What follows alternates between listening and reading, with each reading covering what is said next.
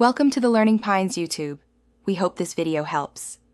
You start by gathering the USB network module, an RJ45 with magnetics, a small breakout PCB, and the tools. This gets you to soldering quickly. Once done, inspect pinouts. Find V-bus for 5V, D plus and D for data differential pair, and ground. Label them. Make sure you strap for ESD and tin pads lightly so wires will wet. Now attach the breakout under good light. This establishes the hardware interface. You'll wire to the RJ45 next. You now route the high-speed lines carefully. Solder D plus and D as a matched twisted pair to the module and keep them short and parallel. Once the USB side is secure, map the RJ45 magnetics.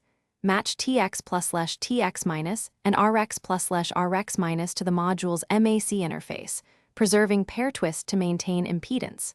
If you have a common mode choke, place it between magnetics and MAC to suppress noise. Make sure each joint is mechanically strong, and finally, you finish by installing any required firmware or drivers and plugging the adapter into your host. Once connected, observe link LEDs and let the OS acquire an IP via DHCP or set a static address. Then ping the gateway to confirm packets flow and run a speed test to verify 100 or 1000 megabit operation.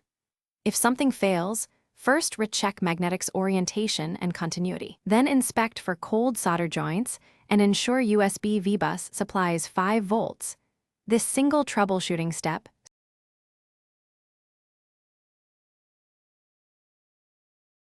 Thanks for watching.